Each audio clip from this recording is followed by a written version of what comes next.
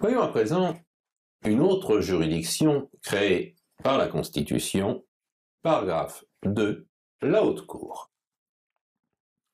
Avant la réforme constitutionnelle du 27 juillet 1993, la Haute Cour de justice était une juridiction chargée de juger aussi bien le chef de l'État que les membres du gouvernement pour les infractions commises à l'occasion de leurs fonctions.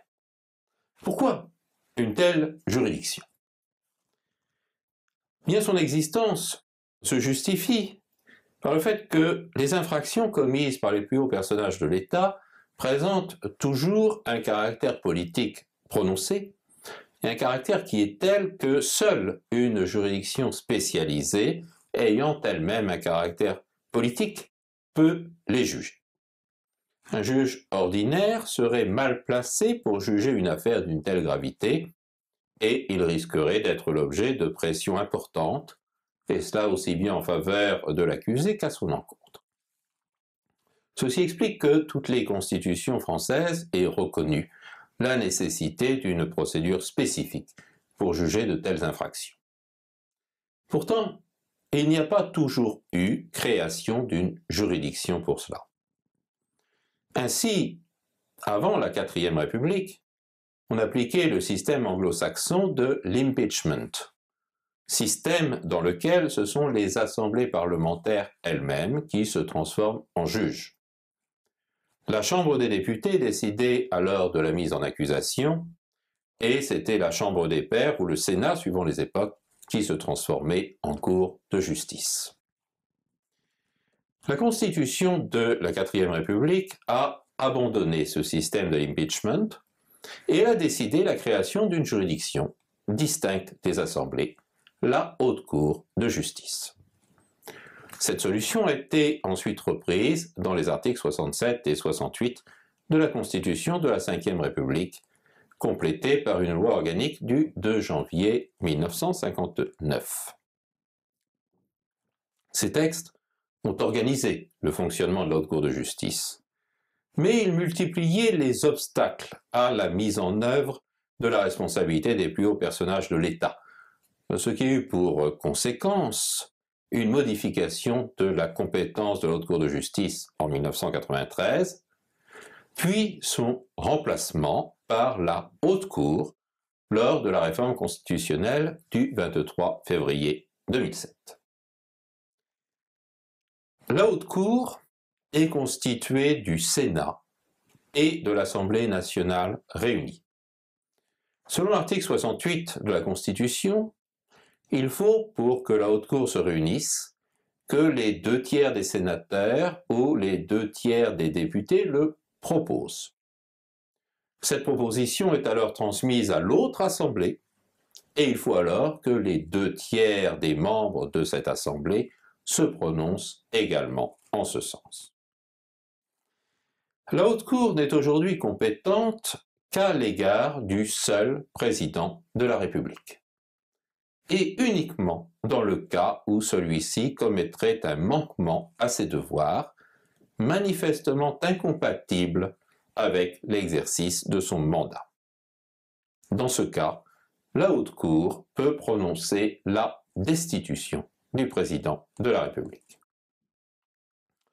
En dehors de cette hypothèse, la responsabilité du président de la République ne peut pas être engagée pour des actes commis dans l'exercice de sa fonction. C'est ce que nous dit l'article 67 de la Constitution.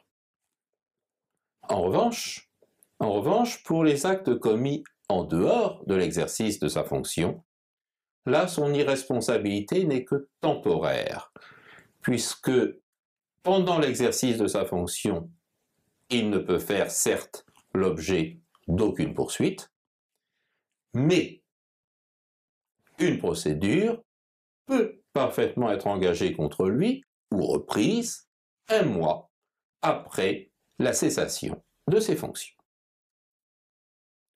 En outre, un projet de réforme constitutionnelle a été déposé le 14 mars 2013 à l'Assemblée nationale.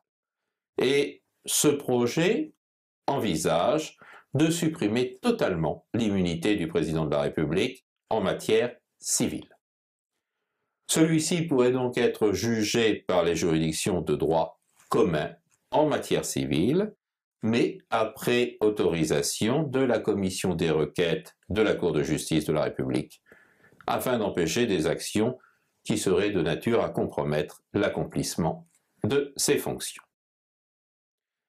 Ceci nous conduit à envisager à présent, dans un paragraphe 3, la Cour de justice de la République.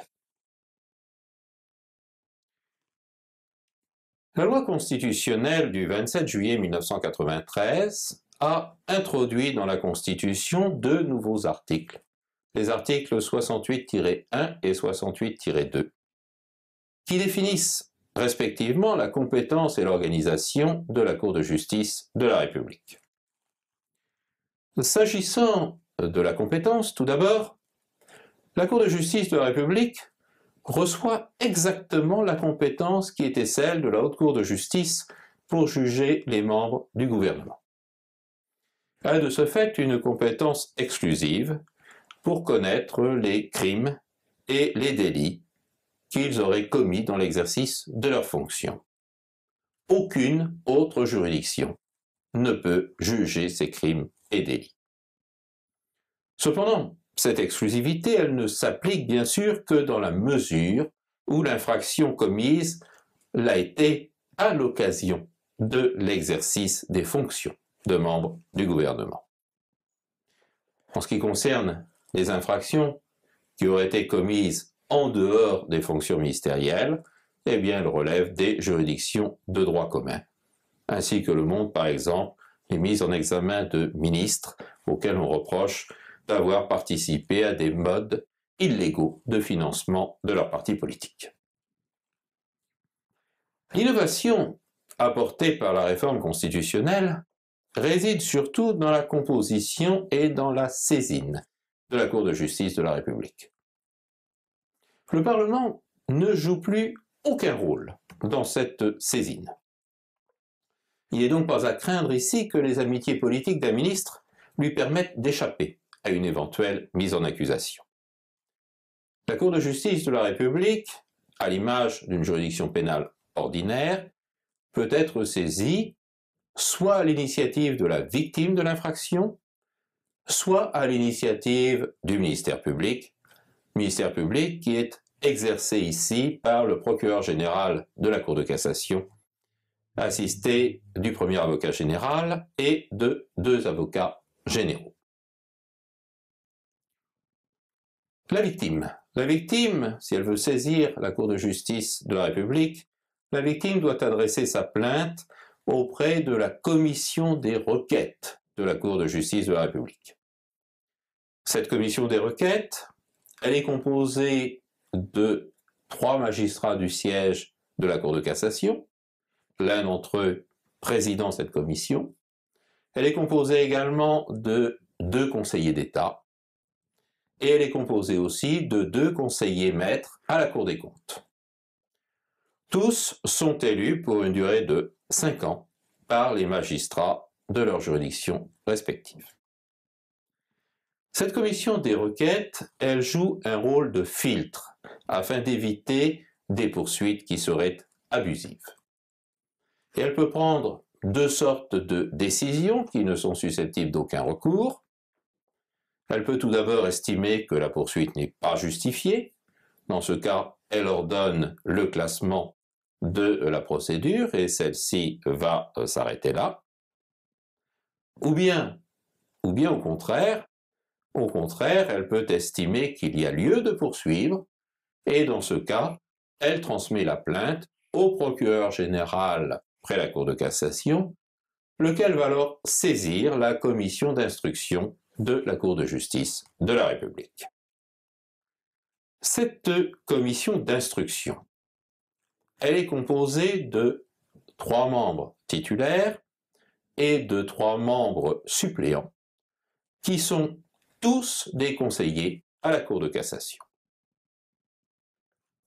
À la fin de son instruction, cette commission d'instruction peut prendre deux sortes de décisions. Elle peut tout d'abord rendre un arrêt de non-lieu si elle estime finalement qu'il n'y a pas lieu de poursuivre. À l'inverse, elle peut prendre un arrêt de renvoi de l'affaire devant la formation de jugement de la Cour de justice de la République si elle estime qu'il y a lieu de poursuivre.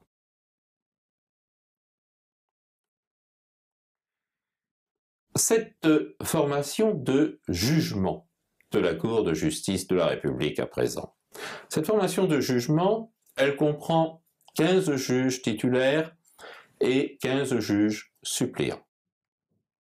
Sur les 15 juges titulaires, 6 sont des députés et 6 sont des sénateurs qui sont tous élus par leur pairs. Ceci montre que la Cour de justice de la République reste une juridiction principalement politique.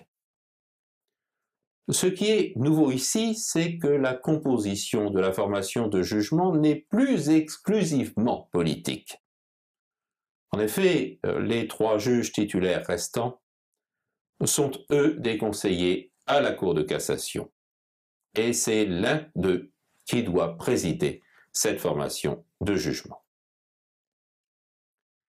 Les arrêts qui sont ainsi rendus par la formation de jugement de la Cour de justice de la République, comme les arrêts de la commission d'instruction, ces arrêts peuvent faire l'objet d'un pourvoi devant l'Assemblée plénière de la Cour de cassation. Et un tel recours met la Cour de justice de la République à part des autres juridictions créées par la Constitution. En effet, c'est la seule juridiction créée par la Constitution qui soit ainsi soumise à une juridiction suprême.